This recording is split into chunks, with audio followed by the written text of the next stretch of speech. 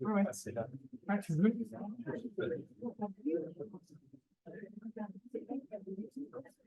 C'est quoi lui? Bonsoir à tous. On va commencer comme ça, on pourra faire l'apéro à l'heure. Merci. Ah. En fait, on enregistre pour pouvoir rediffuser la table ronde, donc on est obligé de parler dans le comme ça, on pourra la transmettre après. Voilà, moi, Lia Blanc du bureau Tribu. On a organisé cet événement surtout dans le but d'écouter en fait des habitants de ces grandes colocations. Donc, on va revenir un petit peu dessus pour qu'on soit tout au clair sur ce dont on parle. Pour la petite histoire, donc ça fait 6 mois qu'on est dans ces bâtiments de la coopérative du Bled, que Tribu a cofondé il y a quelques années. Et puis, on s'est dit, maintenant qu'on y est, on aimerait bien avoir un petit retour de comment on vit dans ce bâtiment. Donc, on a organisé cette exposition photo qu'on a appelée le Bled vivant, pour lequel 3 photographes ont un peu documenté la manière dont on vivait dans ces espaces. Et puis, il y a un espace qu'on ne connaît pas très bien, qui est un peu mystérieux pour nous. C'est le cluster qui est au premier étage du bâtiment. Puis, du coup, c'était l'occasion de piéger les habitants, pour en savoir plus et qui nous racontent aussi comment on y vit, voilà, tout ce qui pourrait évoluer et nous apporter un peu des réflexions là-dessus. Donc, très clairement, on n'a pas écrit de thèse, de théorie sur ce type d'habitat. Il y a beaucoup de documents qui existent, des études très approfondies qu'on a mis d'ailleurs à disposition. Il y a aussi le livre social de Dreyer Frenzel dans lequel il y a tout un document sur les clusters de Friedrichsen qui sont très approfondis. Puis nous, l'idée, c'est qu'ici, on est justement comment on vit dans ces espaces. Donc, c'est vrai que quand on commence à s'intéresser à ce sujet, il y a cette notion aussi de comment ces appartements sont attribués, comment ces groupes d'habitants sont constitués. Aujourd'hui, on ne va pas forcément aborder directement ce point-là parce que c'est un sujet qui est vaste. De nouveau, on va plutôt se concentrer sur les espaces, les typologies et la manière dont on les occupe. Voilà, ce sera l'occasion de faire une autre rencontre pour en parler.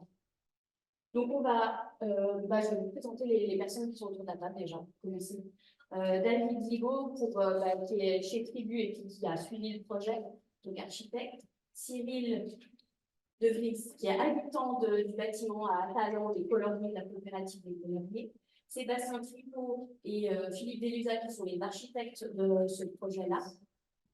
Stéphanie Cadoret, qui est habitante du cluster du Bled. Valentin, c'est juste, habitant de Calbright à Zurich. Arthur de Buren, qui est donc architecte du bâtiment de Chauchy et aussi habitant du cluster du Bled. Et puis Yves Dreyer pour la coopérative de la Jonction, le bâtiment de la CODA. Il manque encore l'habitant de la CODA qui va arriver d'ici quelques minutes, Paul Dubois, qui pourra rappeler. Qui est là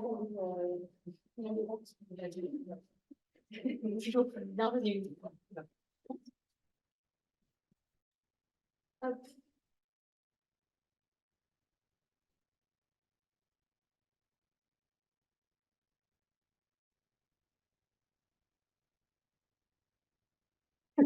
Je vais désolé.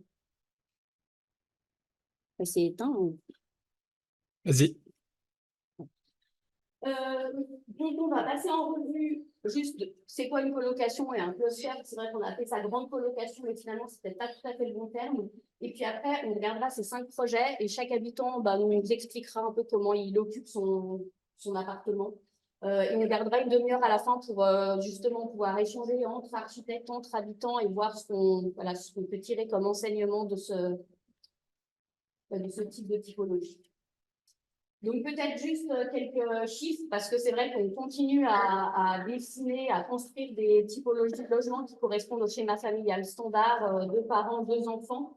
Par contre, au niveau des pourcentages, on se rend compte que c'est très peu, en fait. Ces chiffres diminuent petit à petit. Et finalement, on parle de ménage d'une personne et ça correspond à 37%. Il y a seulement 24% de couples avec enfants. On parle donc de part de ménages non familiaux composés de plusieurs personnes qui est à de 3%, mais qui constituent ces espaces de colocation. On a clairement le nombre de ménages d'une personne qui a plus que triplé depuis les années 70. Et au cours de la même période, le nombre des couples avec enfants moins de 25 ans qui est resté pratiquement inchangé. Il y a peut-être juste aussi un chiffre important, c'est le nombre de surfaces par habitant dont on parle depuis entre 2016 et 2022. On est à 47 mètres carrés par habitant. On sait que c'est un défi aussi dans les constructions pour réduire ce nombre de mètres carrés par habitant et que ce type de logement est aussi une piste pour faire évoluer ces chiffres. Peut-être, si on utilise le terme colocation, c'est cette idée qu'en fait, c'est assez indépendant d'une typologie architecturale. C'est plutôt un groupe de personnes qui se regroupent dans un appartement. Et finalement, c'est un espace utile qui, souvent, pour des raisons de réduction du coût de la vie ou des questions assez pragmatiques, un groupe de personnes se réunit pour habiter dans ces logements, avec l'avantage de tout ce qu'on partage, de tâches ménagères, etc. Même si après, il y a souvent un projet commun qui émerge dans ces colocations. Et puis, quand on va voir sur le CEL, donc c'est le système d'évaluation du logement qui est proposé par, qui a un ensemble de critères qui est proposé par la Confédération, eux, ils distinguent ces deux catégories. Les grands ménages, donc là, c'est des logements de plus de 7 pièces qui n'offrent pas de partie indépendante. Donc, c'est finalement une logique de logement, on va dire, standard qui est regroupé. Et puis, par contre, ils parlent de logements regroupés et satellites, puis c'est ce terme cluster qu'on utilise aussi, qui va désigner au contraire des petites unités d'habitation dans lesquelles on va retrouver des éléments de cuisine, de coin repas, des éléments de sanitaire, de cuisinette, organisés après plus largement avec des séjours communautaires qui sont partagés dans le bâtiment. Donc ça, c'est aussi les références que eux présentent dans l'explication de ces deux définitions. Et puis, donc, on en arrive à cluster, donc à la CODA, qui est peut-être la coopérative la plus avancée sur ces questions-là en Suisse romande, qui définit ça comme une forme d'habitat collectif qu'on va trouver et qui, en fait, une évolution du modèle de la colocation. On va avoir plus d'autonomie que la colocation, puis plus d'interaction sociale, finalement, que les studios ou les micro-logements. Et finalement, on est vraiment entre cette location classique, qui va permettre quand même de conserver une certaine part d'intimité, mais on verra, il y a des degrés assez variables selon les exemples que va regarder ce soir.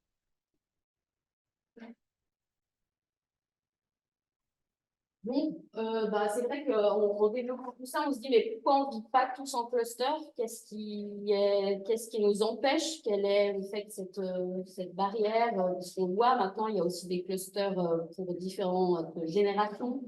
Voilà, quelle est cette barrière? Qu'est-ce qui nous empêche d'y aller? Est-ce qu'il n'y en a pas assez? Est-ce que c'est des typologies qui doivent encore évoluer? Et puis, comment les concevoir? Vas-y, tout va bien. Donc, on a rassemblé un certain nombre de typologies que vous verrez aussi sur les affiches sur lesquelles on a juste fait apparaître les espaces communs, les espaces plus privatifs, qui sont entre autres extraits du social loft. Mais c'est assez intéressant parce qu'on a une grande diversité. On a des bâtiments qui sont dédiés que à cette forme-là, puis d'autres où c'est une toute petite part du bâtiment, comme pour le bled, qui est dédié justement à ce type de... Donc, les questions qu'on a posées au préalable aux habitants pour qu'ils se préparent un peu, c'est déjà d'expliquer un peu comment ils ont atterri dans ces types d'habitats, quelle était leur motivation, et puis de nous raconter ce qui fonctionne, ce qui ne fonctionne pas. Par exemple, un sanitaire, on le partage à combien? Est-ce qu'on ne le partage pas? Qu'est-ce qui devrait aussi évoluer dans un second temps, une fois qu'on a commencé à s'approprier les espaces?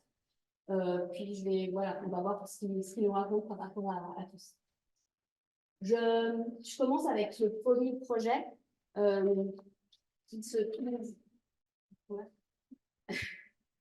trouve à Talon ou à Talence. Donc, c'est vrai que c'est quelque chose qu'on n'a pas dit, mais dans la plupart des temps, vous verrez, c'est des coopératifs qui sont derrière ces projets. Donc, il y a toutes sortes de statistiques qui sont sorties. Là, je n'ai pas les chiffres exacts, mais la plupart du temps, c'est des maîtres d'ouvrage d'utilité publique qui portent cette mise en place de typologie. Donc là, le bâtiment, il a été conçu et puis réalisé par Philippe Delusa et Sébastien Foucault. Il est habité depuis 2021. Et là, pour le coup, on est dans 100% du bâtiment qui est de ce mode-là de partage de surface. Donc, les plans, vous voyez, on s'organise donc sur deux étages, un étage plus comble. Là, il y a 630 mètres carrés qui est destiné à du cluster. On a fait quelques statistiques, alors les surfaces ne sont pas toujours à jour, mais ça représente à peu près 34% d'espace commun sur la surface totale de ce cluster. Et là, on a donc 6 unités avec 19 habitants qui se partagent sous forme de 6 ménages ces différentes unités. Donc, il y a voilà, toutes sortes d'espaces. La forme du bâtiment a fait que ça définit une typologie qui est très particulière, puisqu'on est dans une ferme qui date de 1708 ans, sauf erreur, qui est en zone agricole, en bordure d'un village. Et puis, le collectif qui s'est mis en place était déjà là au moment de l'élaboration du projet. Donc, on va trouver, je ne vais pas utiliser le printemps parce que je fais des trucs bizarres, mais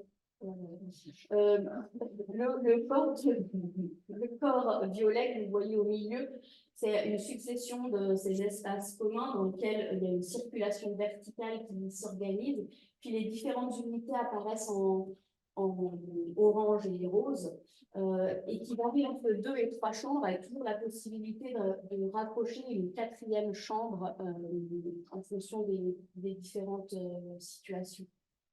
Il y a donc 3 chambres d'amis annexables, une zone bureau, un atelier, 3 espaces de corps de ferme, donc des couloirs de ferme appropriables. Et puis, il y a 6 WC indépendants qui sont des toilettes sèches, qui ne sont pas directement rattachées à ces unités, avec encore une cave à fruits, des garde-manger et une buanderie.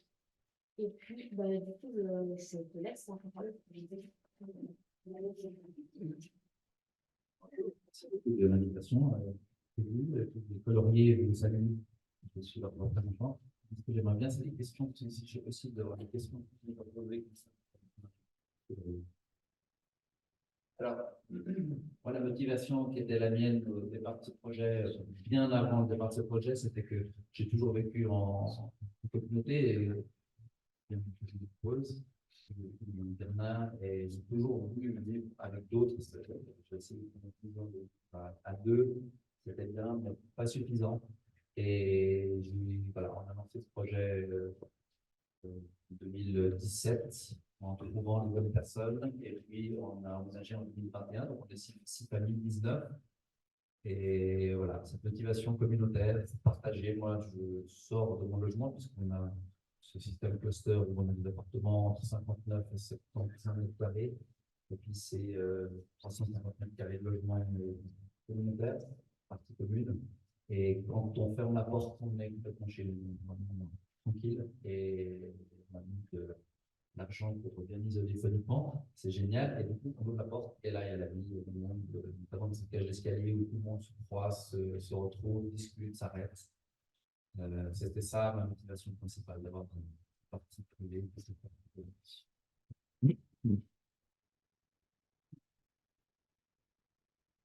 Donc, vraiment par conviction. Une personne, on l'a dit, on est 19. Les tickets de ménage, alors c'est sur 6 ménages, il y a 5 familles avec enfants, très homogène, plus un couple sans enfants, et très homogène. On est tous les adultes entre 30 et 50 ans, les enfants entre 2 et 14 ans. On voulait cette homogénéité, pas trop de diversité. C'était notre choix de partager les mêmes choses et puis d'aller dans cette direction-là. Oui, je n'ai pas la liste complète des questions.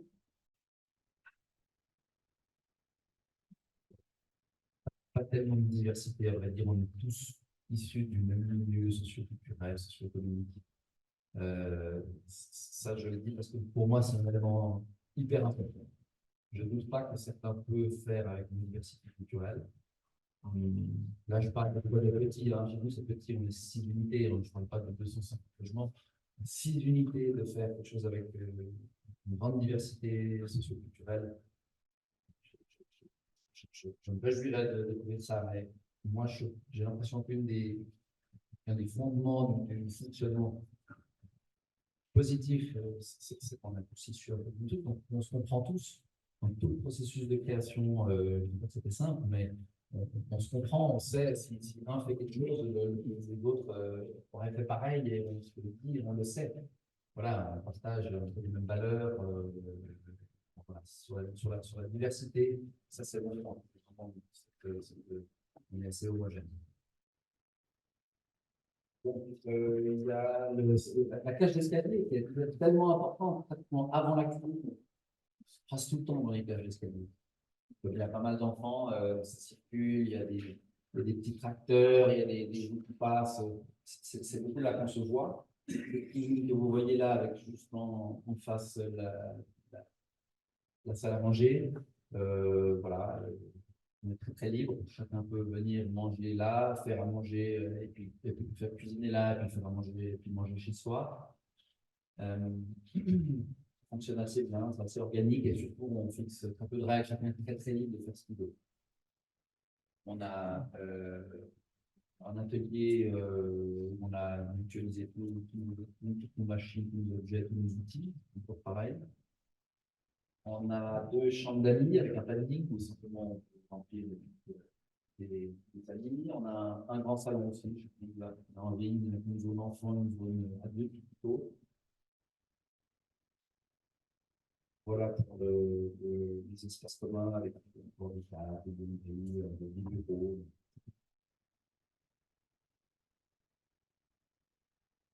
Parce qu'il y a des espaces inutiles, moins utiles pour des besoins personnels et plus utiles pour d'autres. Ben, chacun va là où il veut. Enfin, il y en a certains, par exemple, qui ne mangent jamais dans les communs. D'autres qui mangent tous les soirs. Ces gens-là utiliseront plus d'autres espaces. Il y a aussi 6000 mètres de jardin partagés, hein, dont un grand potager, une serre, des fruitiers. Bref, il y a un gros boulot aussi. Voilà, on fonctionne, on travaille ensemble, il y a des planifications, il y a des groupes de travail qui bossent ensemble. Donc voilà, chacun utilise un peu ce outil-là, et pas tout le monde utilise tout. Les toilettes, c'est un point effectivement important. On ne pouvait pas les mettre dans les appartements, et on ne voulait pas pour écologiser, enfin moins de toilettes. Et puis avec le temps, ben, on s'est rendu compte que chacun a sa toilette juste après la sortie de son appartement. On a fini par les partager vraiment, mais c'est partageable. Si quelqu'un a absolument besoin d'aller dans une toilette sans changer de niveau, ben, il y va. Mais c'est quand même intime. On les aménage d'une certaine manière, c'est un gros travail, parce qu'on a caca carrousel, alors on a des verres, hein, les urines partent dans le réseau, des caca, des stockés avec des lombriques. Donc c'est assez intime, hein, parce qu'on voit la matière spéciale. Voilà, donc on a décidé de ne pas trop les partager. Chacun y va de son côté. Ça fonctionne bien, oui, ça fonctionne bien jusqu'à ce qu'il y ait des verres, jusqu'à ce qu'il y ait des moucherons. Alors, dès qu'il y a des moucherons, c'est ça arrive 2 fois en 3 chez chacun. Voilà, on a fait un peu les chambres minimales, 9, 10, 11 mètres carrés, ça va très bien, 500 places. Les séjours sont assez. Nous, on trouve, enfin, sur 6 logements, 5 trouvent que c'est tout à fait assez de place. On a besoin de plus de place. C'est assez grand, on a un séjour avec une kitchenette, hein, faut même le dire, avec 2 plaques, mais il n'y a pas de frigo. L'idée, c'est de pousser dans les communs. Et le soir, cette kitchenette, elle est bien. Oui, on a fait des commandes groupées, donc une trentaine de produits dans cette épicerie, des farines, aux huiles, aux œufs. Et on a un jardin potager, on est à 20%, c'est un gros boulot. On va aller vers plus à l'avenir.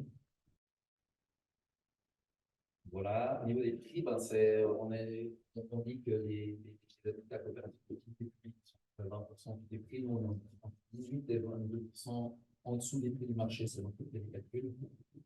on est tout à fait dans ce tir-là. Personne ne se plaint, c'est bien. Oui. Oui. Comment c'est accueilli? Une famille par. Alors, c'est arrivé une seule fois. Depuis le moment où on vit, c'est arrivé pendant 3 ans. Ça va. La question, c'était est-ce qu'il y a eu des départs? Sur 6 logements depuis 2021, il y a une unité qui est partie.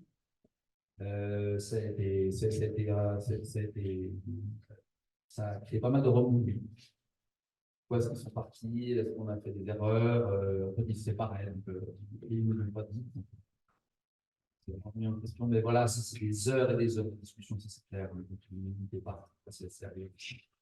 Et on a, comme on dit, quand même rapidement proche les uns des autres, on a un processus de sélection d'une nouvelle unité qui est très long, en 2 et 3 mois, beaucoup de séances. Chacun va les voir dans leur habitat aussi, avant, quand on y vit, enfin, un gros travail de sélectionner les gens qu'on va vivre.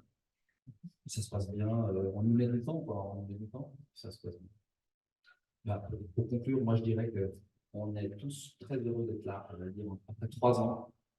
Pas très long, mais là, ça commence à être très stable. Les liens ont été quand même passablement testés. On s'est pas mal engueulé. Du coup, c'est positif parce que du moment où ça se maintient, ça se discute et c'est très bienveillant, en fait, ça fonctionne. C'est impossible de ne pas s'engueuler. Et là, on est tous vraiment heureux de vivre là. On a quand même des écarts de tout, c'est splendide. On n'est pas très loin de ce Covid non plus. Et je pense que personne ne va dire de là. Ça fonctionne.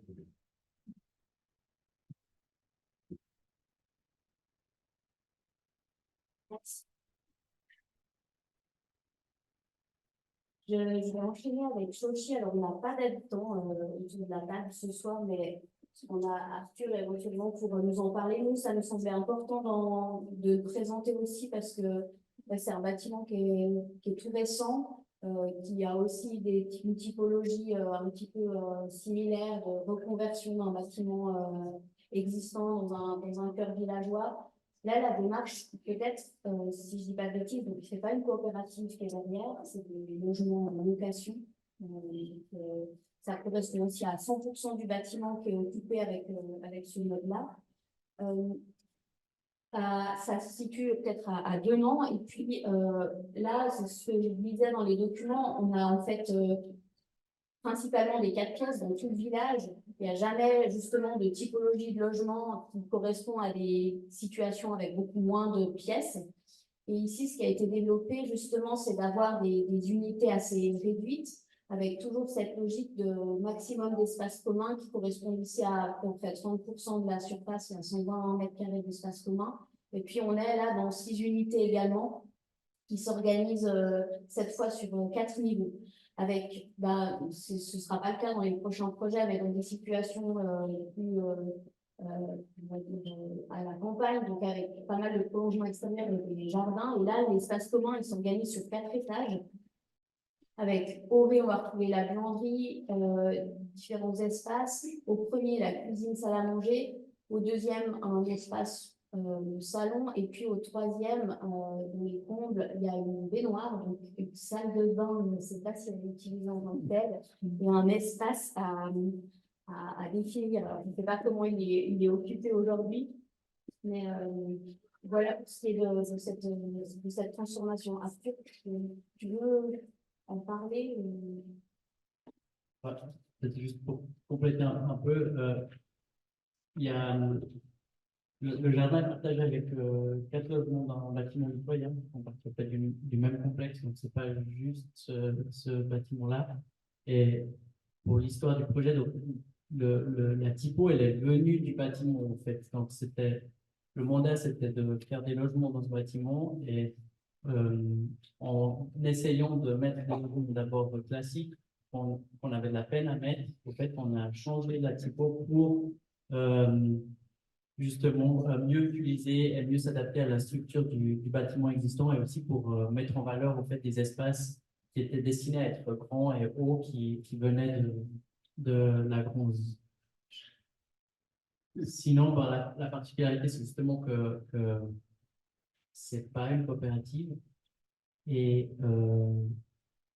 peut-être dans les détails de typos, bah, il y a des typos qui font un peu moins de 30 mètres carrés, qui ont la plus petite, elle a une salle de bain et elle n'a pas de kitchenette. Ensuite, il y en a une qui a une pièce, salle de bain et kitchenette.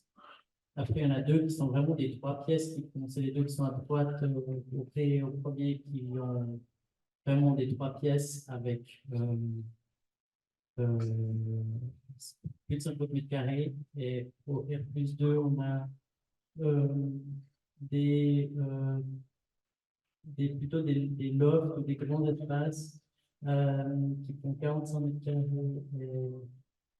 Et toutes les types ont une kitchenette, mais qui n'a pas de plaque. Et le frigo, c'était selon si il ou elle le voulait ou pas. Et ce qu'on constate, quelque chose qu'on constate au bled quand même, c'est que les grands typos qui ont qu'une pièce, en fait, elles sont les moins flexibles et les plus, comment, les plus difficiles à louer parce que ça fonctionne que pour des couples, en fait. C'est quand même, enfin, là, dans les prix, on est dans les prix du marché. Le prix au mètre carré, c'est l'équivalent d'un logement neuf dans la région. Donc, on n'est pas dans quelque chose qui particulièrement bon marché, mais pas non plus plus cher que le marché. Et, et puis, du coup, ces grands typos, c'est un peu, je pense, le point faible du projet. Et est-ce qu'on a aussi vu ici au bled qu'on a changé, qu'on a pu changer, qui sera plus difficile à changer ici. Et je réponds aux questions après. Donc, j'enchaîne avec le projet de Calbrighter qui est à Zurich. Donc là, on est dans un projet qui est beaucoup plus ancien, en 2014, qui est aussi vraiment la référence dans le développement des clusters, puisque là, c'est un bâtiment de Miller Sigris. On est en plein centre de Zurich, et puis eux, ils présentent le projet comme 30 unités de 1,5 pièce à 3 clusters, et donc il y a une très grande diversité dans les tailles d'appartements, puisque je crois qu'il y a même un appartement de 12 pièces, ou quelque chose comme ça, voilà, ça va donc, très largement.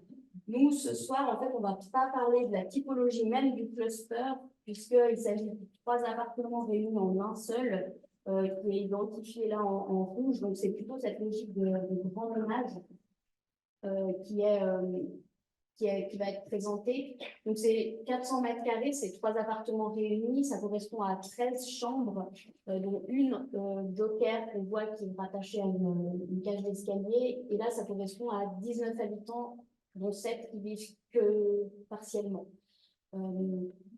14 adultes et 5 enfants. Et puis, on a différents espaces de séjour de cuisine, mais il y a moins cette logique d'espace communautaire comme on a vu dans les projets précédents. Et je te laisse la parole pour nous expliquer comment vous vivez dedans. Et on a, je ne sais pas si tu veux mettre aussi la vidéo. Mettre. Je devrais y arriver. Mais non. Et Valentine, qui est venu de Zurich, va parler en français et en anglais. Je vais traduire si nécessaire. Je pense que je vais parler. The reason maybe why I wanted to show this video because as you could see on the plans, these are 4 apartments stick to each other. So it's basically a very long hallway. It almost takes 1 minute from one end to the other, and this is also the reason why we call it Murmelbau. I don't know how to translate it. C'est la construction des marmottes, le mouvement de marmotte. Ça vient des terriers de marmotte qui sont pas aussi très longs avec différentes pièces. And as you can see here, it was initially actually there were four apartments, but 1 kitchen was never built. And maybe a little bit about the history of this couple, which is that actually it was not the architects or the cooperative who brought up this idea of the huge apartment, but it was actually the inhabitants who sort of had the urge and the initiative to have a larger community. And during the construction sites, they tried to figure out a way how this could work out, and then they found this corner where it was quite easy also during the construction to just leave away 3 walls, and then they have like these huge apartments that we see here. And yes. Donc, peut-être, ouais, donc à la base, c'était 4 appartements et pas 3. Et ça, c'est intéressant, c'est que ça n'a pas été planifié comme ça. Et ni la coopérative ni les architectes avaient prévu ça, mais pendant le chantier, au fait, il y a eu une demande pour plus de logements collectifs et des plus grandes collectivités. Et du coup, ils ont cherché comment est-ce qu'ils pourraient adapter le projet et offrir ça. Et donc, ils ont fait le choix de ne pas mettre 4 cloisons et de ne pas faire une des 4 cuisines. Donc, c'est aussi très réversible. C'est ça aussi qui est intéressant dans ce projet. And that was also a part of the deal that that the apartment has with the carpenter. So that's why we founded an association. And the deal is that we have sort of a deposit of money to possibly invest to build these walls back if it wouldn't work out. This is like a 20-year deal, and now we're 10 years in, and I think we are very happy about the situation, and it still works. And yeah, maybe the way how we live there, so we are quite mixed in families and non-families, and also within the families there is a nuclear family, and then there is also single parents and other parents who just don't want to live in the same apartment. So it's quite a diverse mix, which was always the intent. But it's quite a difficult balance between this something that works for the kids and something that works for the mostly 30-ish year-olds singles. Yeah, this is like the full movement now. Or like the extended would also like maybe some friends and so.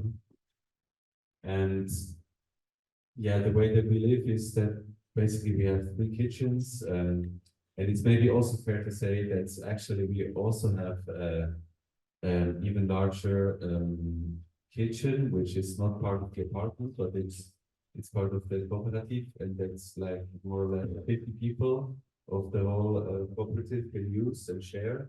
And we have like professional cooks who cook every night dinner, and we are sort of participating and also paying with our rents in this idea, and that's why we can like profit from that. We can have like dinner for our 9 friends, and this is really a great idea that I hope it's going to be also somewhere else too, because it's really working well. And so. Il y a besoin de traduire ou pas? Non. And apart from that, we have the 3 kitchens in the apartments. There is like, maybe we go back to the plan. There is like the central kitchen, which is called and which is basically, I would say, the main living space. And then on the north, we have another kitchen that is occupied by more or less nuclear family with 2 kids, and it's basically their kitchen. And on the lower part, there is another smaller kitchen, which is used basically more or less by the surrounding rooms. But generally speaking, like the communal space can be occupied by everyone. And yeah, sometimes that's a bit of dispute because one kitchen is basically only used by one family. And this causes some tensions. I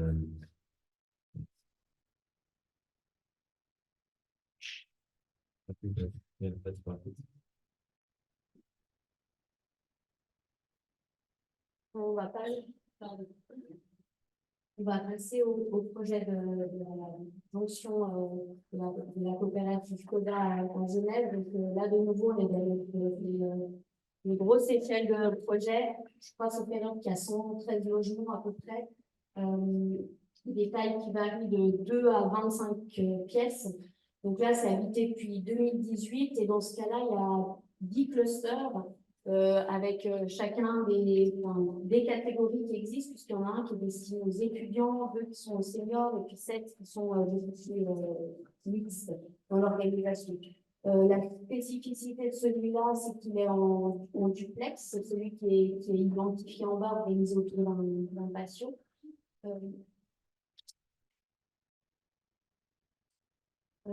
Celui-là, mais à Genève, on compte les pièces différemment, ça correspond à peu près à 17 pièces et du coup, on a 5 appartements. Donc, il y a 7 habitants plus 1 avec ce séjour de cuisine au rez-de-chaussée, le patio au centre et puis une chambre d'accueil qui, sauf erreur, est occupée régulièrement au premier étage. Et puis là, on a aussi une grande surface d'espace commun, puisqu'on est plutôt dans les 40% de ces espaces qui sont partagés. Je vais passer la parole. Alors, nous, on est 7 personnes, plus une. En fait, l'appartement est donc en 2 duplex, composé de 5 suites. Et puis, on a une chambre d'amis. En fait, je vous décris un peu le cluster. On a une grande partie commune en bas qui tourne autour d'un patio. Et puis, 2 petites suites. L'une a un espace de vie qui donne directement sur le patio. Les autres pièces sont côté sud sur le place, qui donnent sur le place. Et puis, quand on remonte, on a un couloir commun qui donne sur une chambre d'amis. Aujourd'hui, c'est une chambre d'amis parce qu'on accueille quelqu'un qui est en demande d'asile en général, et puis ça tourne un petit peu. Et puis on a cette salle de bain commune qui est généralement utilisée par les gens d'amis. Mais cette pièce est en fait la deuxième entité du cluster, et c'est ce qui lui donne une assez grande flexibilité dans le niveau de l'usage. Parce que l'ensemble des habitants qui vivent au étage supérieur peuvent sortir par cette chambre, cette entrée, quand la chambre est vide ou seule. Et puis après, on a une petite suite de balcons à l'étage, un petit studio complètement sur le côté en bas à droite, et puis une suite de 3 pièces avec 2 chambres.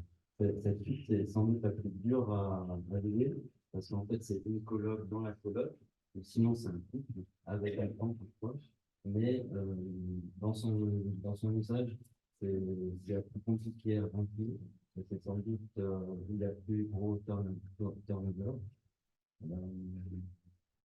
La spécificité de ce cluster, c'est qu'il y a beaucoup d'espaces extérieurs, 3 suites ou unités d'habitation ou un balcon. Les autres ont accès au patio ou sur la très grande terrasse commune de l'immeuble, qui est un petit peu la place de village au niveau du bâtiment. Et puis, la spécificité aussi, c'est qu'on a un très très grand espace de vie, plutôt qu'un empilage de différentes petites pièces, et ça change pas mal la vie en communauté. Il y a l'une des trucs qui est assez intéressante, c'est celle que j'ai en premier étage, en bas à droite. Et puis, en fait, la pièce de donner sur le cluster, on l'a souvent transformé en un espace de coworking, un espace de polyvalent. Et puis, la personne qui l'occupe utilise de temps en temps que sa chambre. Donc, il y a vraiment une grande flexibilité à ce niveau-là, surtout qu'elle a une grille d'accès. Donc, on arrive à offrir un autre usage à cette pièce quand on le souhaite.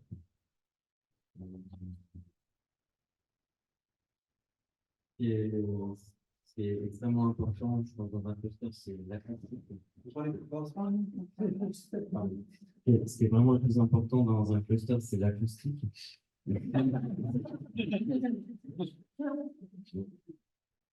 Et ça, je pense que là, c'était un point faible de la Coda à ce niveau-là, où c'était vraiment les premières expérimentations en Suisse romande, où les portes ne sont pas des portes d'appartement, mais des portes de chambre.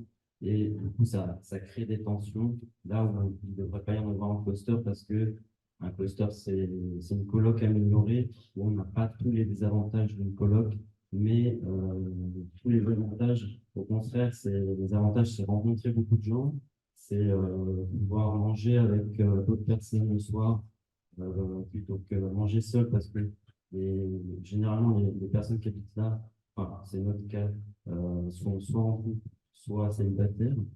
Et du coup, ça démultiplie l'aspect social. Mais quand l'acoustique est vraiment bien gérée, ça évite aussi beaucoup les tensions. J'en ai parlé plusieurs fois et du coup, je vais me permettre d'aborder ce sujet.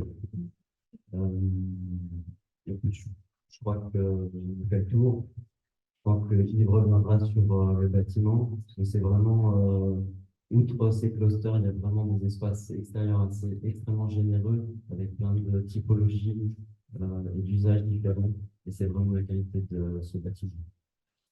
Et puis, éventuellement, si vous avez des questions plus précises, vous avez fait la Berrington, gère l'aspect associatif de la Coda, qui est là ce soir. Si vous avez des questions au niveau des procédures, Juste, vous y vivez depuis combien de temps? depuis l'emménagement, il y a 6 ans. Et par contre, il y a eu un gros turnover dans notre cluster. C'était pas forcément pour des questions tension, soit les gens ont changé de ville, soit parfois ils se sont séparés. Et du coup, une grosse majorité qui a changé.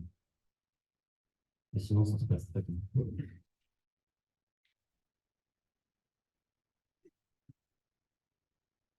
Voilà, donc on va faire le dernier projet de le bâtiment de bloc de se trouve. Donc là, c'est peut-être de récent puisque les locataires, les habitants ont emménagé le printemps dernier, donc ça fait moins qu'une année qu'ils y vivent.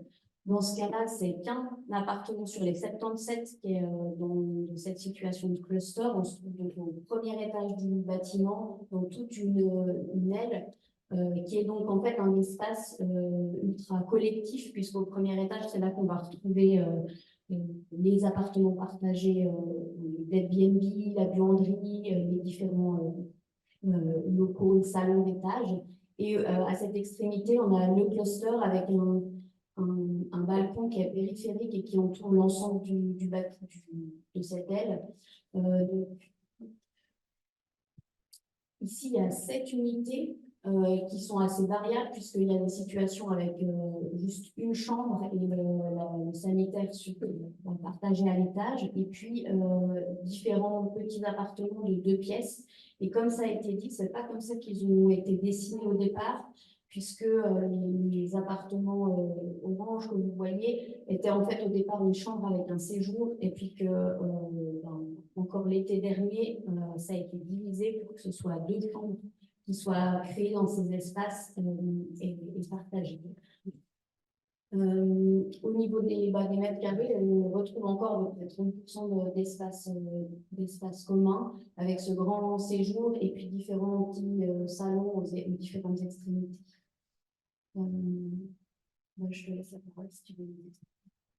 Donc, en effet, on est une jeune coloc. Au niveau de la population, on couvre toutes les tranches d'âge parce qu'on a un enfant, une étudiante qui n'a pas encore 20 ans, des étudiants dans la vingtaine, des une trentaine d'enfants, parce que les autres sont passés devant. Et puis ensuite, voilà, donc comme ça, je pense qu'on couvre à peu près toutes les dizaines jusqu'à 70 enfants. Il y a donc des étudiants, enfants, actifs, retraités, et je pense on tombe plus ou moins dans la catégorie qu'en France on appelle intello précaire, c'est-à-dire culture et puis sociale, aide à la personne, enfin, voilà, on est un peu dans ces zones-là. Effectivement, on a, je peux avoir la liste des questions pour la rappel.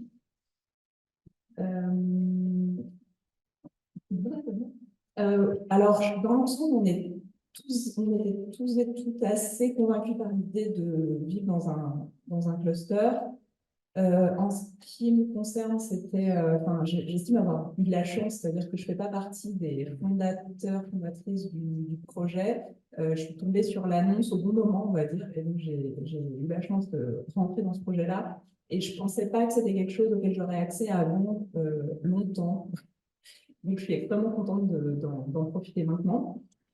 Et aussi, oui, les types de ménages, quand même beaucoup de gens qui vivent seuls, un par enfant, et après, il y a les pièces rapportées qui circulent, mais c'est quand même plutôt célibataire, enfin plutôt personnes qui vivent seules, quoi.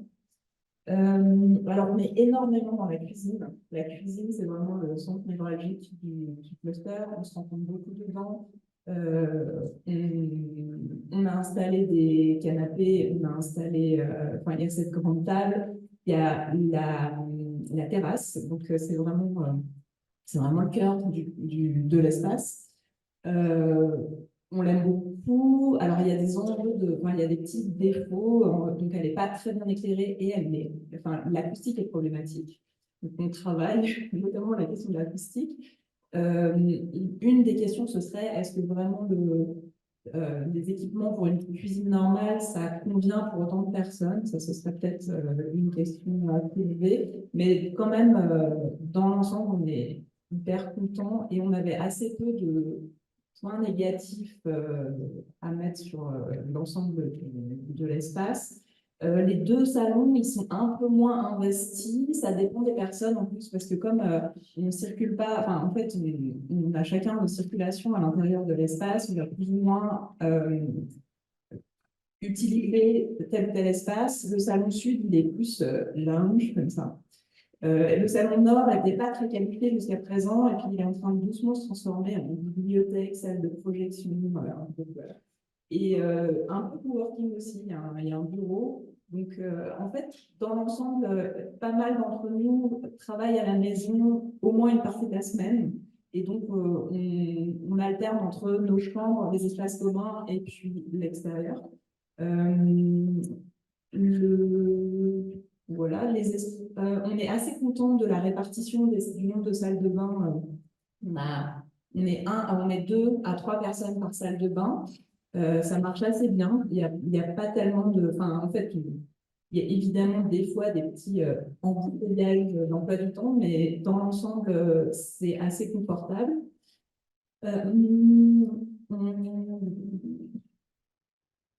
Les portes, les seuils sont super. Donc, en gros, ouais, c'est vrai.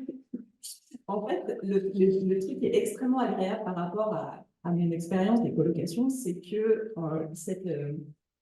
il y a ces kitchenettes, en fait, majoritairement, il y a ces kitchenettes qui font sas avec l'espace commun. Et la porte est une vraie porte d'appartement. Ce qui fait que rien que quand on ferme la porte de l'appartement, on coupe un peu, notamment tout le son avec ce qui se passe dans les espaces communs. Et en plus, quand on est dans sa chambre, on est vraiment... En fait, il y a un effet cocon. Donc, il y a un peu des niveaux d'intimité comme ça qui sont extrêmement agréables. Parce que suivant les besoins, on peut se retirer chez soi, soit pour travailler, soit parce qu'on a besoin d'être tout seul, ou bien être dans l'espace commun. Et notamment dans la cuisine, du coup, on peut toujours rencontrer quelqu'un, passer du temps avec. Donc voilà, c'est au niveau besoin de relationnel, c'est quand même extrêmement confortable pour ça. Les chambres, on est tous assez contents. Il y a peut-être juste la grande chambre qui est peut-être au-dessus des besoins d'une personne seule, mais dans l'ensemble, on arrive tous à avoir un espace couchage, un espace de travail dans nos chambres qui sont quand même assez vastes. On a tous accès à l'extérieur, ce qui est un luxe incroyable. Et donc, on alterne entre être sur nos balcons perso, qui sont semi-personnels, en fait, parce que du coup, quand on est sur les balcons, on se voit les uns les autres.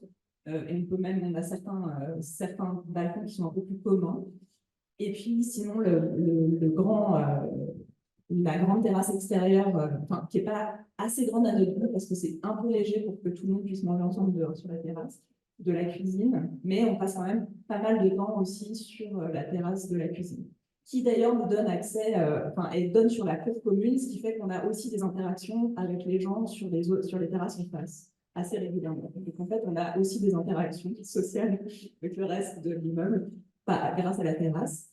On se faisait la réflexion qu'on avait peut-être un peu, que comme on était très plongé dans le collectif, dans le cluster tout le temps, il y avait peut-être un peu moins d'investissement dans la coopérative de la part des habitants du cluster, mais je crois qu'en fait on est dans la proportion, c'est-à-dire qu'on est à la en fait, on est, je crois, 4 ou 5 à être dans des comités, ce qui correspond en fait à la proportion d'investissement des adultes.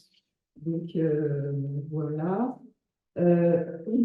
On est tout à fait content de nos loyers, considérant qu'on bénéficie aussi de tout le confort de l'immeuble, qui est quand même, voilà, on a cette grande terrasse, on a les salles, on a la salle de bricolage, la salle de musique, les espaces qui sont plus ou moins privatisés, plus ou moins empruntables.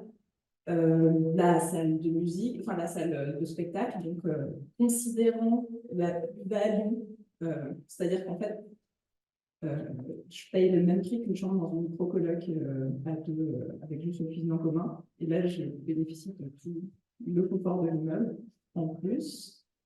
On est assez content aussi de où on se trouve, c'est-à-dire qu'on est au premier étage, c'est super confortable, mais en même temps c'est un étage qui est haut, donc on est vraiment au-dessus de la rue.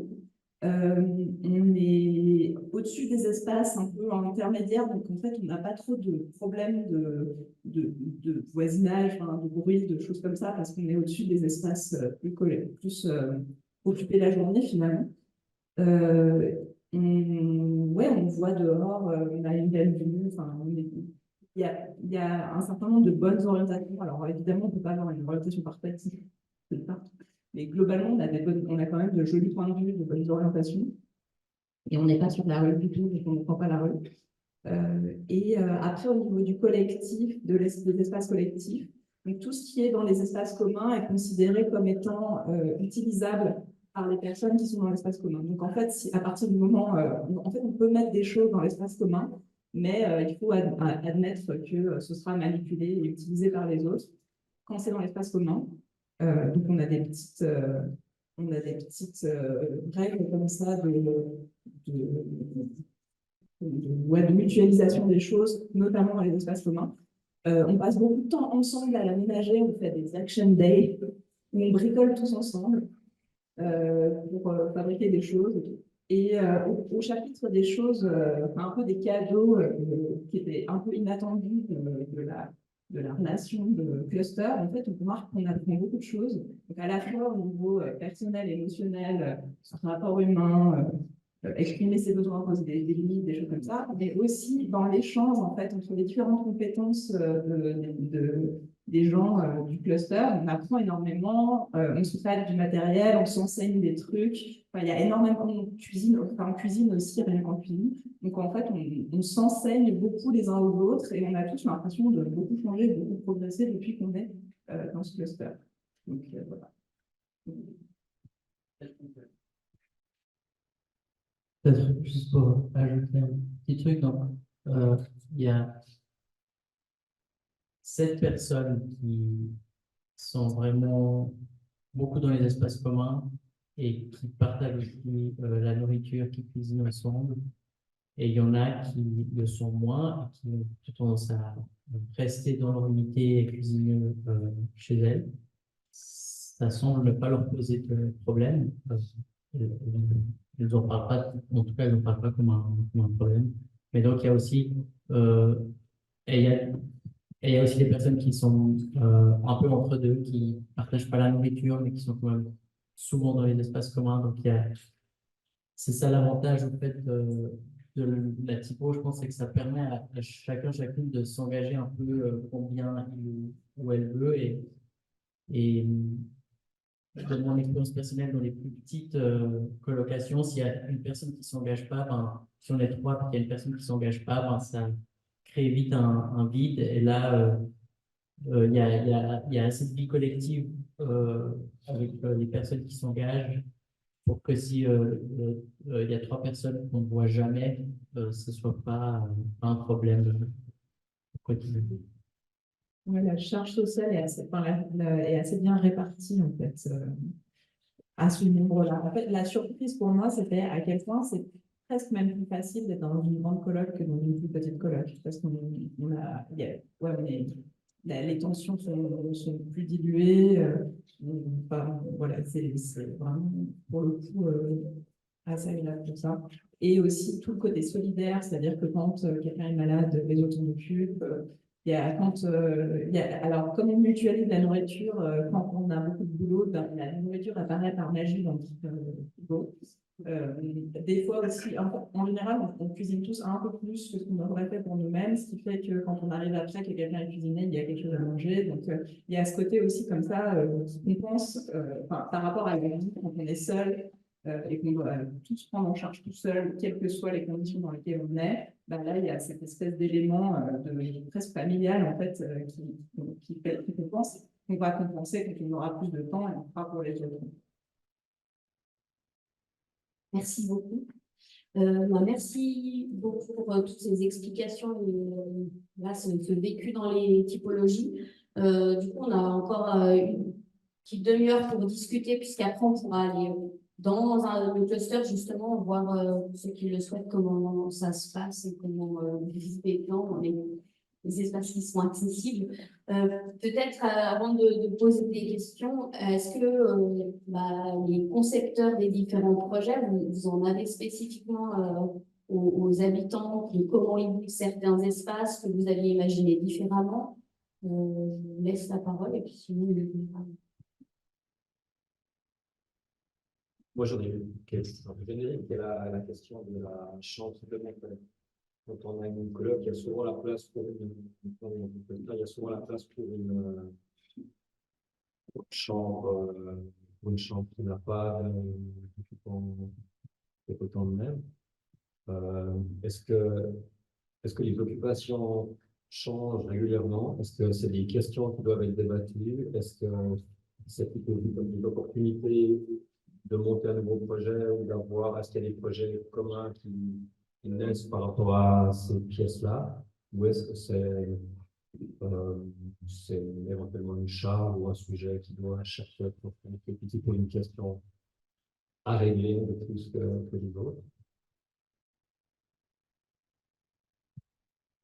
Pour nous, pour le moment, c'est très chill parce que les besoins en accueil, on n'a jamais eu d'embouteillage d'accueil de personnes et en plus, on peut accueillir dans nos espaces, c'est-à-dire on a des matelas en plus, donc au pire, on peut mettre quelqu'un dans la kitchenette ou même dans nos chambres.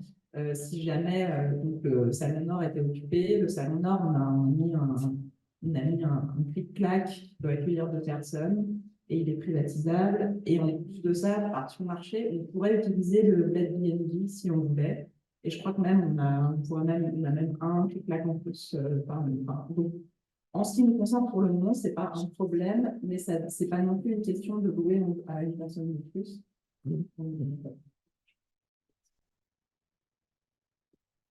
Alors, la charge n'est pas forcément au niveau du loyer parce qu'elle divise par l'unité d'habitation.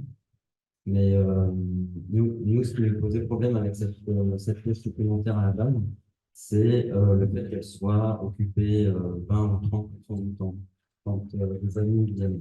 Et du coup, on a fait 1 an et demi où elle était vide à 70%. Et puis, on a fini par se dire, bon, donc cette pièce, on va la mettre à disposition de quelqu'un. Au départ, c'était une personne en demande d'asile. Et puis, au fur et à mesure, une fois que cette personne a trouvé une situation stable, il y en a une autre qui vient. Et puis, il y a un roulement. Là, c'est la 4e personne. Et puis, du coup, ça leur permet de rentrer dans la vie sociale genevoise, de s'intégrer un petit peu plus, de leur donner quelques tips pour s'inscrire à l'université, pour apprendre le français, ça c'est à titre gracieux, mais et puis là, le fait d'avoir cette pièce, c'était super parce que ça nous permettait de faire du yoga, du télétravail, mais ces activités, on peut les faire ailleurs. Il y a 3 petits appartements de chambres d'amis dans l'immeuble. Donc, au pire, si on a besoin d'inviter des amis, des parents, au sein de l'immeuble, c'est tout à fait possible. Et puis, c'est surtout qu'en fait, il y a toujours une suite qui est libre chaque week-end, presque. Donc, en fait, les amis, généralement, on centre peut-être nos unités d'habitation. Et puis, on n'a plus besoin de cette pièce. Et du coup, elle a vraiment un intérêt quand on connaît le taux de vacances à Genève. Et puis, c'est des belles rencontres. Moi, je me suis une question parce que nous, on a produit finalement 10 clusters de manière simultanée avec la participation des futurs habitants. C'est ce qui nous a amené à thématiser les doubles entrées, par exemple. C'est ce qui nous a amené dans cet appartement à créer cette chambre d'amis qui n'était pas une chambre d'amis. Parce que les gens qui s'agrégeaient, il y avait beaucoup de Corus, ils ne sont plus là aujourd'hui, mais les gens qui ont conçu cet appartement, ils avaient plutôt besoin d'un lieu pour du travail ou ils souhaitaient aussi avoir un deuxième salon quand l'une des 5 familles habitait quelqu'un de l'extérieur qui était certaines autres qui voulaient avoir un salon à eux qui reste dans la collectivité des gens qu'on connaît. Donc il y a eu plein de thématiques de ce type-là. Puis ma question, pourquoi finalement vous vivez dans un appartement que vous n'avez pas co-conçu, alors que c'était l'idée, et en même temps ça a généré cette première génération d'habitants qui est toujours très très compliquée à constituer. Et puis, ouais, il y a des choix finalement qui sont réversibles, mais pas complètement. Typiquement, la duplex, ça a été un choix aussi. Il y aurait pu avoir des simplex, il y a 2 entrées, et ainsi de suite. Je pense que ça vaut pour les autres projets aussi. Ceux qui ont vécu des tournus, finalement, ceux qui arrivent plus tard, ils récupèrent un appartement comme n'importe qui d'autre, ouvrir un appartement sur le marché. Vous êtes presque tous de ces premières générations. Et puis, ça, je pense, c'est une chance énorme, quoi, mais c'est aussi un problème à gérer par la suite. Alors, pour ce cluster, effectivement, l'ensemble du groupe d'habitants qui l'a constitué et qui a réfléchi, qui l'a programmé, une seule personne a emménagé dans le cluster parce que le processus a été très très long. Il me semble que c'est une dizaine d'années à cause de la dépollution du site. Mais après, il a été très très bien pensé. Et vraiment, les doubles entrées, que ce soit au niveau des appartements, au niveau des pièces, cette petite pièce juste au bord du patio nous donne cette flexibilité au final parce qu'elle a une double entrée des 2 côtés, de part et d'autre du patio. Et voilà. Et du coup, ça nous permet d'avoir vraiment la flexibilité de dire, bon, ben, cet appart, on le divise 6 mois et ensuite on avise selon l'usage, selon l'occupation de chacun et puis les besoins de chaque famille ou chaque personne. Je ne sais pas si je réponds suffisamment. Moi, j'enchaîne en disant que nous, il me semble, par rapport aux autres projets, nous, on est complètement propriétaires. Je ne sais pas si c'est le cas des autres. Est-ce que vous êtes propriétaire? Est-ce que vous avez tout fait de A à Z? Non. Hein. Nous, c'est un peu une particularité, c'est qu'on s'est mis ensemble, on s'est trouvé 6 familles, on a conçu le projet de A à Z. Donc, on a passé tellement d'années, 4 ans avant d'architecte, encore 2 ans avant de faire l'association, puis ensuite 2 ans et demi de chantier, puis ensuite on est mis. Du coup, comme il y a eu notre particularité, c'est que quand il y a une nouvelle unité qui arrive, ils se retrouvent avec des gaillards qui ont bossé des milliers d'heures. Et ça, c'est un petit peu particulier parce qu'ils n'osent pas trop bouger, ils n'osent rien faire. Et puis de l'autre côté, nous, on a tellement mis d'heures de travail qu'on se demande comment est-ce qu'on va leur répercuter un petit peu ce travail. Donc ça n'a pas trouvé de solution encore.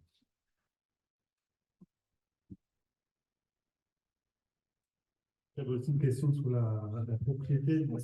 Cette fois, la question de la propriété des espaces. Parce que nous, on a aussi toujours, enfin, je pense en tant qu'architecte, un peu le rêve qu'on peut réfléchir à des espaces le plus communs possibles. Et on a vu que, par exemple, le mythe de la toilette commune, il a juste été privatisé chez vous. Et je voulais voir un petit peu quels ont été les autres espaces, par exemple, de ce type, qu'on a souhaité plus communs au début et qui se sont retrouvés privés.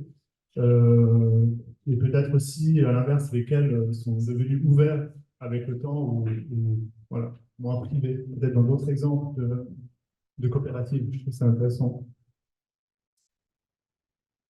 Moi, juste par rapport aux toilettes, nous, c'est quand même des toilettes, comme j'ai dit, avec du caca visible. C'est pas des toilettes humides, tu vois. Des toilettes humides, ça serait peut-être plus facile de les partager. Voilà. Et puis, toutes les zones qu'on a voulu communes, elles sont restées communes. Je dis pas que ça a été simple, hein, je disais, on va quand même s'entendre, chacun amène des choses, les autres les manipulent. Des fois, c'est pas simple. Hein. Des fois, c'est très bien, tout se passe très bien. Donc, on n'a jamais rien privatisé. Donc, on est content. Ah bah, les frigos, il y a un frigo commun et 3 frigos privatifs. Et le frigo commun, il marche bien. Il marche un peu moins, enfin, il marche plus ou moins. Il marche, tu les mets quelque chose que tu as fait, tu mets dedans. Peut-être les gens ne pensent pas trop à aller voir là-dedans. Il est peut-être un peu sous-utilisé, mais voilà.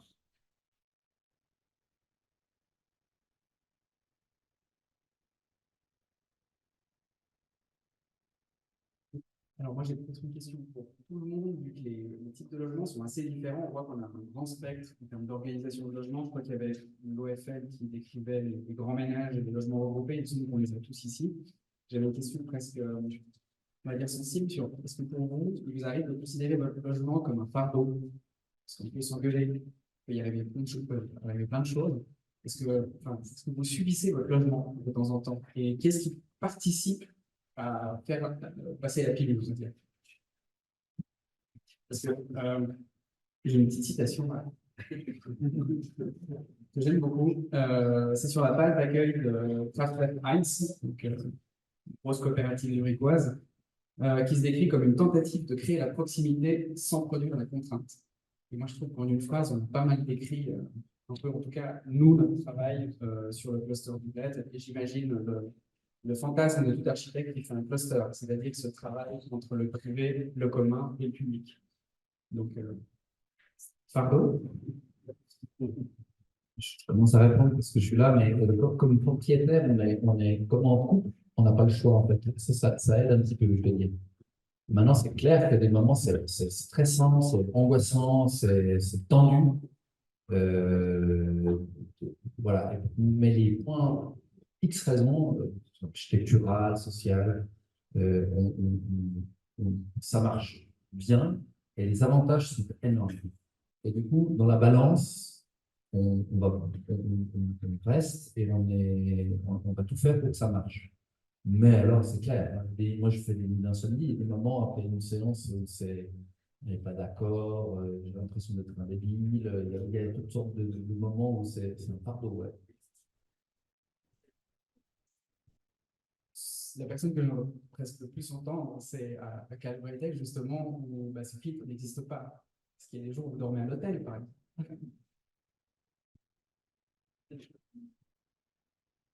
I'm not sure if I really answer the question. Is it if it's like bearable sometimes or unbearable sometimes? Yes.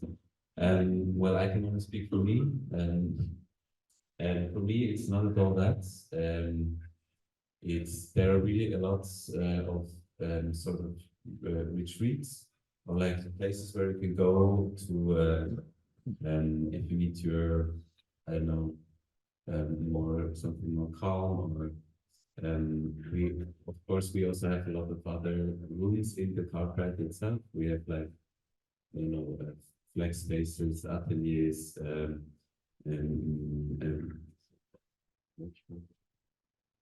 atelier and space with music, a sauna. So some a roof garden. So there's really a lot of spaces where you can go, and also we have this what we call a via intérieur, which is like sort of making a loop like vertically and horizontally through the whole building. And this is also, I mean, especially when you have kids. I also have a son, and it's really great space to just get rid of energy. And yeah, I think especially for kids, I think it's really enjoyable to. There are a lot of single kids, and so they sort of have a family in a way, and they really enjoy hanging around with each other. And for the parents, it's also in a way easier because you just can let them play. And maybe also about, I didn't talk a lot about this way how we eat, maybe because I think it's we are so many people, we are 19, that it rarely happens that we all eat together. So it's basically you come home, of course there's always someone there, but everyone cooks for themselves. Sometimes you share a little bit, but mostly you just cook. And if there is too much, then it's like the next day it's gone, because it's yeah, it works very well actually. And we have this system where basically everything is for everyone, unless you put a red dot, and then it's like private. But mostly it's like not so much red dots. Sinon, je laisse. Est-ce que quelqu'un a des questions spécifiques aux habitants ou aux architectes?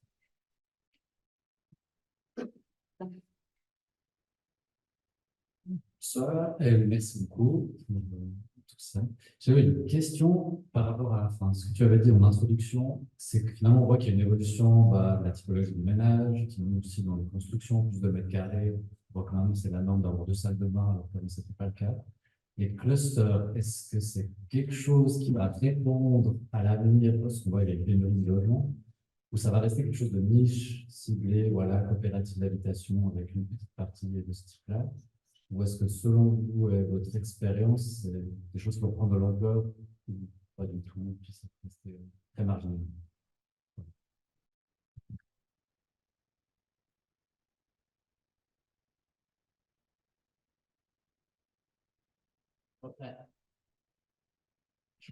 Enfin, nous, dans notre cas, et c'est aussi ce qu'on défend, c'est qu'en fait, maintenant, on a une situation où en tant qu'architecte, on doit vraiment travailler avec l'existant.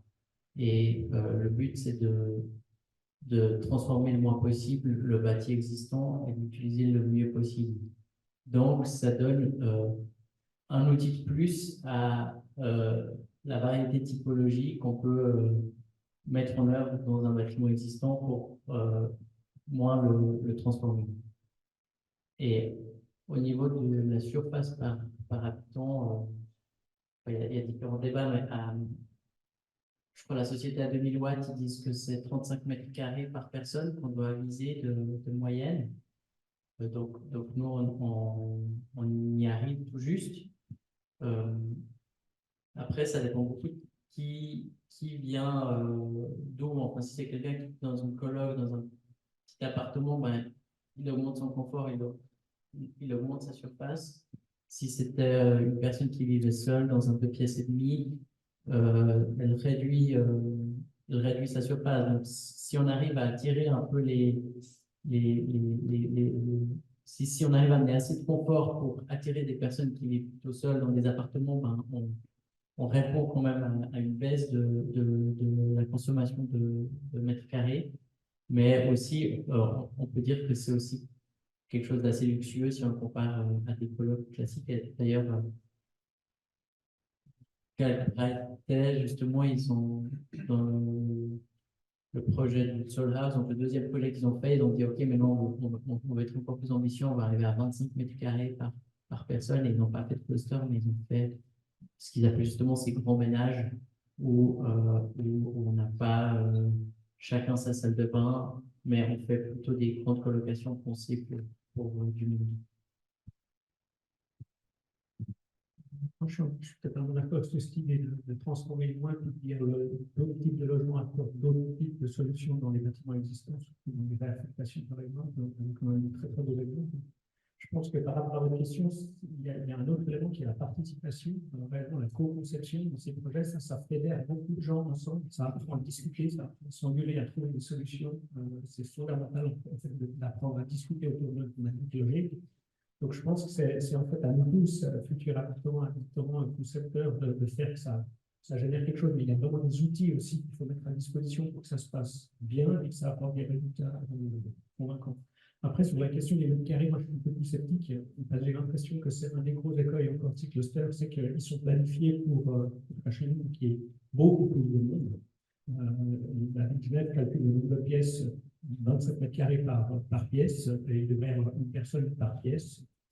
Et puis, j'ai un peu l'impression que là, je ne sais pas faire les calculs, mais on génère plutôt plus de mètres carrés. Et ça, je crois que c'est une vraie écueil pour que ça se développe de manière généralisée dans les centres urbains, dans des bâtiments un peu plus traditionnels. Il faut donner cloisons ou d'autres. Et puis, ce que tu disais avec Raphaël, Azuri, qui sont revenus en arrière de ces systèmes en disant on fonctionne plutôt avec un système un peu hôtelier avec une chambre et puis commun, alors que nous, là, on a tous fait l'exercice d'avoir des zones intimes plus petites que ce qu'on a normalement de 3 pièces ou un 4 pièces, puis de rebalancer une pièce ou une demi-pièce dans l'espace collectif. Mais ça génère une partie intime, elles sont très rapidement surutilisées s'il y a un enfant qui arrive. Et puis, ça, je trouve que c'est un vrai problème. Moi, je tends plutôt à croire, et ce n'était pas du tout ce que je prétendais quand j'étais dans le rôle d'architecte, je disais, densifier, on va arriver à moins de mètres carrés, mais là, je pense que c'est compliqué. Il y a aussi la question, est-ce que ça va être un modèle qui va se répandre? Ça dépend aussi de la population publique. J'ai l'impression que les gens, la population qui est prête à s'engager dans ce genre de projet, c'est en général des gens qui ont eu à un moment donné une vie collective qui viennent du squat ou un autre type de vie collective. Et ça prend quand même des dizaines d'années jusqu'à ce que la fonds mûrisse et puis que finalement des initiatives se réalisent pour pérenniser des modèles qui sont dans un imaginaire beaucoup plus fragile, qui viennent de projets plus fragiles. Ça prend quand même je pense, des dizaines d'années jusqu'à ce que le modèle se répande et ça sent comme souvent soit des ruptures de vie, des couples qui se séparent, des enfants, enfin des ménages monoparentaux avec des enfants qui ont envie d'avoir un autre modèle. Donc, c'est encore pas un modèle qui, à 25 ans, ça, il vient naturellement si tu n'as pas probablement eu un exemple de Il y avait une question ici. Il y a. Alors, pardon.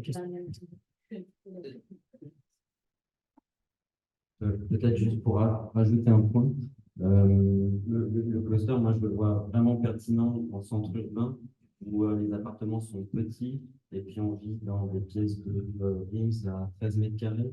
Et puis là, ça nous permet vraiment de pouvoir avoir des espaces de vie qui sont très généreux, des espaces de vie en commun où on peut inviter 12 ou 15 personnes à manger, ce qui est complètement impossible dans n'importe quel appartement lambda. Et ça c'est vraiment un luxe. Par contre, votre pièce privative est réduite au strict nécessaire, fait 11 ou 13 mètres carrés, et ça a vraiment du sens au niveau de la rentabilité. Par contre, je ne connais pas les chiffres en termes de rapport personne par pièce, mais ça a vraiment du sens, je pense. Moi, j'ai une question par rapport au cluster de la tribu, parce que visiblement, il y a une certaine mixité générationnelle, relative, je crois, parce que j'ai beaucoup entendu parler d'étudiants, de jeunes, ça va jusqu'à 70 ans, mais en termes de proportion, ça c'est pas vraiment, comment dire, bien représentatif. Et je voudrais savoir si ça pose un problème, ça, ou bien si c'est vivable à terme. Bah, à terme, c'est un peu difficile à dire puisqu'on n'est pas un tout nouveau cluster. Donc, proportion, on a donc 6 ans, 19 ans, 2 personnes dans dans les 25, une personne qui a 30 ans, un quarantenaire, moi j'ai 42 ans. Il y a les autres, Non. on a 2 qui sont dans la cinquantaine, soixantaine, et puis 70 ans. Donc on couvre, enfin, en termes de proportion, on couvre toutes les dizaines, pour le coup. Donc, Ouais, je pense que au fait, bah, c'est pas on est que des jeunes et il y a une personne âgée, il y a, il y a une personne qui a 60, une qui a 50, je pense, et une qui a 70. Ouais. voilà. Donc en fait, et pour le coup, moi je trouve que ça marchait vraiment bien en fait, parce qu'il y a vraiment de l'échange, il y a vraiment de l'échange même générationnel, il y a de l'échange d'expérience, il y a de l'échange, je sais pas, de musique, enfin, pour le coup, enfin, ce que à titre entièrement perso, ça n'engage que moi, je trouve que ça recrée l'échelon tribu que nos cultures n'ont plus. Et il y a vraiment, enfin, je trouve que ça, au contraire, c'est hyper riche et sécurisant. Et il y a toujours quelqu'un qui a peut-être une réponse ou un outil pour répondre à ton problème. Enfin, et il y a toujours quelqu'un qui a un conseil. Enfin, je sais pas, moi je trouve qu'au contraire, c'est extrêmement sécurisant. Et peut-être pour compléter ce que tu as dit, chez nous, il y a quand même pas mal de gens qui n'aspiraient pas particulièrement à vivre comme ça. C'est pas un but, quelque chose qu'ils cherchaient, mais chercher un logement. Il y avait une annonce, ils sont venus visiter, puis ils se sont dit, ah ben pourquoi pas, et ils se sont aussi un peu pris au jeu de vivre comme ça, et qui n'avaient auparavant peu ou pas du tout d'expérience de vie collective. Très bien, encore plein de questions.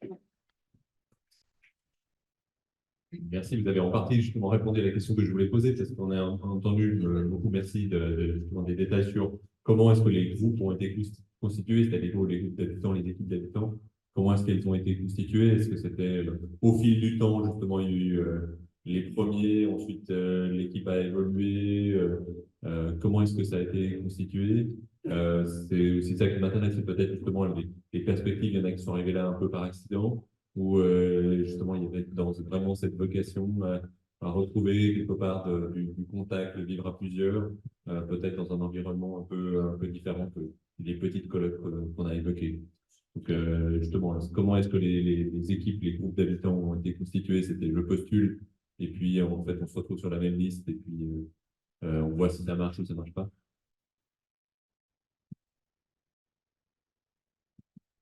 Bon, moi, j'ai suivi 2 projets en parallèle, qui est le projet à Chouchi à Denan, j'étais beaucoup l'architecte, et le projet du Bled. À Denan, ben, en fait, on avait le côté, c'est dans le monde rural, enfin, plutôt rural, Denan, c'est l'agglomération de Morges, hein, mais il y avait aussi un peu une pression il faut qu'on trouve tôt des gens qui s'engagent parce que il y avait une peur qu'on n'arrive pas à louer, il fallait rassurer la banque et plein de monde au fait qui était sceptique un peu du concept.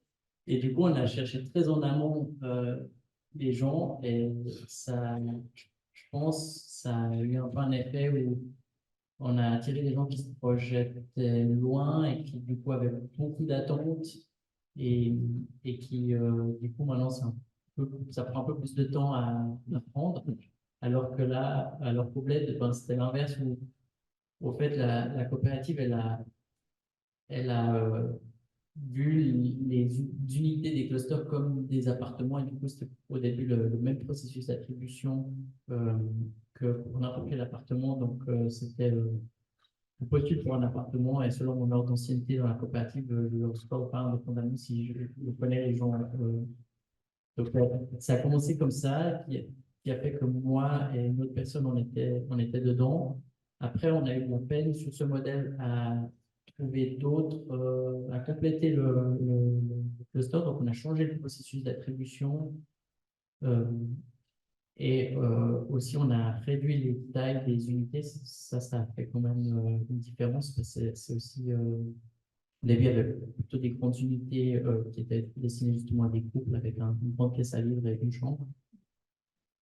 Et là, on a eu, après, c'est aussi très différent parce que c'est un projet neuf dans un quartier neuf, donc les gens n'y arrivaient pas du tout à se enfin, les gens qui ne sont pas capables de se projeter dans des plans, dans qu'est-ce que ça pourrait devenir la vie, ben, ça les exclut vite. En fait, il faut quand même avoir une capacité de se projeter dans une partie d'inconnu. Mais après, ça a pris assez vite, mais au final, on n'a pas eu non plus des milliers de candidatures. On a eu exactement le même nombre de candidatures que de places. Donc, on n'a pas eu non plus de sélection à faire. On peut dire qu'il y a eu pour moi, un heureux accident. C'est-à-dire qu'en fait, le moment où vous aviez fait l'appel à la visite, il était censé y avoir un créneau de 3 heures, il n'y avait plus qu'un créneau d'1 heure à 16 heures. Donc, en gros, c'était ceux qui pouvaient être là à 16 heures lundi soir qui sont venus. Je me réjouis de cet accident, mais je pense que aussi, vous avez fait un créneau très serré de recrutement aussi. Ça explique qu'il y a eu plusieurs tours. Hein, tu es arrivé au dernier tour. Donc, avant ça, il y a eu plein d'autres créneaux et ça ne suffisait toujours pas pour compléter. Donc, on en a fait plusieurs par la suite. Comme il est 8 heures, je prends encore une question, puis après, je vous propose que de toute manière, on continue à discuter, que vous puissiez. La question devant.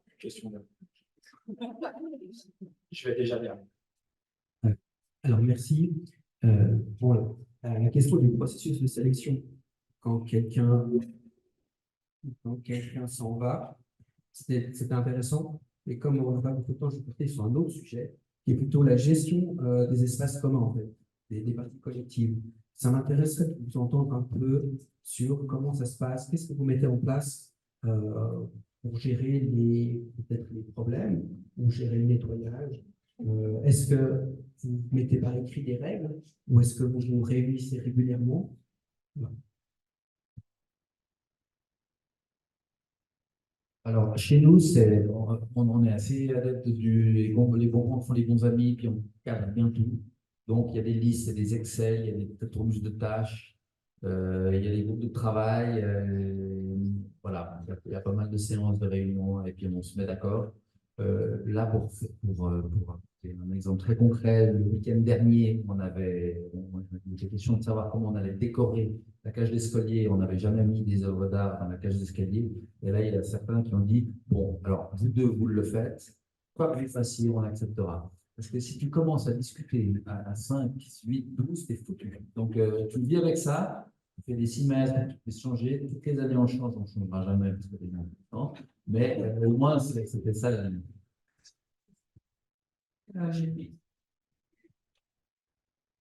Nous, pour l'instant, on gère assez bien notre KO. On a un niveau, j'ai l'impression, assez équivalent de propreté bordélisme, suivant comment on le considère. Quand il y a quelqu'un qui remarque que ça déborde, il y a une alerte qui est mise en place et qui est discutée ensuite en plénière. Mais s'il y a peut-être l'enjeu des achats, en fait, comme on est arrivé dans un espace vide, pour l'instant, on a acheté en collectif un certain nombre de mobilier matériel, etc. Et pour l'instant, on est un peu dans le déni de la problématique de qu'est-ce qui va se passer quand quelqu'un va changer. Parce qu'évidemment, on a tous investi un peu en mode on va rester ici pour toujours. Mais c'est vrai, voilà, le problème risque de se poser, mais pour l'instant, on est dans quelque chose qui fonctionne assez bien. Et quand il y a quelque chose qui gêne, le point est soulevé, on le résout en plénière et on est tous pour l'instant quand même d'assez bonne volonté pour faire en sorte que tout le monde se sente bien, pour se réguler, pour faire attention de bien ranger les trucs et de ne pas laisser trop de chaos, quoi.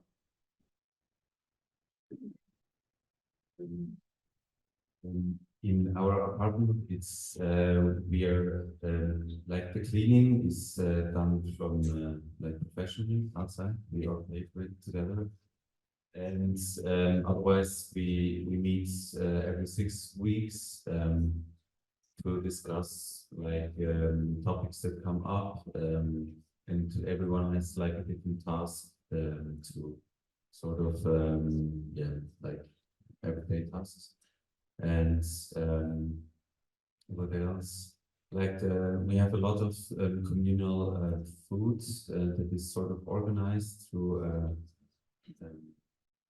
like from farms that sort of bring the stuff. Then like this is all organized communal, and otherwise we once had there was a big discussion about what kind of new vacuum cleaner we have to get, and it was like the Dyson versus the Dirt Devil and from Yale.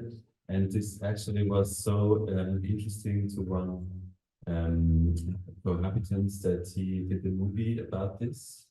And it's actually, you can see it on Arte, it's called The Dirt Devil 5500. And it's really about this discussion, what kind of vacuum cleaner we wanted to get. Yeah. Oui, bah une dernière C'est une dernière question aussi. Ouais.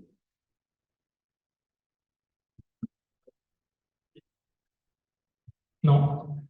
Eh ben, oui.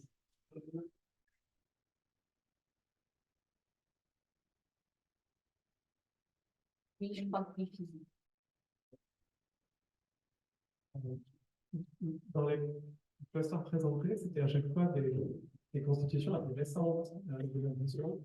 Donc, il y a déjà l'expérience qui a été retranscrite très dans les 78 ans de bien collectif, mais j'ai l'impression que ces expériences se sont perdues avec le passage en ligne. Dans la constitution de méthodes pour vivre ensemble, est-ce que vous avez déjà eu l'occasion de rencontrer d'autres, avant peut-être aujourd'hui, de rencontrer d'autres habitants de clusters avec qui vous pouvez partager des stratégies pour peut-être résoudre des conflits, pour apprendre à organiser l'espace ensemble, ou surtout des méthodes de vivre ensemble. Est-ce que vous avez déjà eu l'occasion de ça? Je vous réponds d'abord comme architecte. Je pense qu'on n'a rien inventé, quoi. Et je pense que c'est jamais vraiment perdu. Il y a simplement des vagues et des évolutions sociétales qui fait que parfois c'est plus visible et parfois c'est moins visible. Et actuellement c'est très visible, je pense en tout cas en France. Et puis l'autre démarche par rapport à rencontrer d'autres gens, il y a des vrais échanges, il y a aussi des vrais échanges dans les années 80, des squats et ainsi de suite. Et nous, quand on a senti sur le projet d'injonction qu'il allait y avoir des regroupements, qu'il y avait des demandes de regroupement, qu'il y avait surtout des seniors au début, et puis qu'il y en avait beaucoup plus, puis qu'on avait le bâtiment pour le faire, on a fait une visite et une sortie à Zurich pour aller voir différents exemples qui étaient construits en cours de constitution, et puis qu'il y ait un échange justement habitants, futurs habitants, mais aussi qu'on puisse montrer à notre maître d'ouvrage que le risque qu'il prenait, parce que c'est un gros risque, hein, jamais il serait parti, en tout cas la connasse, on va voir ses futurs habitants et puis dire on va pouvoir louer. C'est aussi une manière de l'assurer.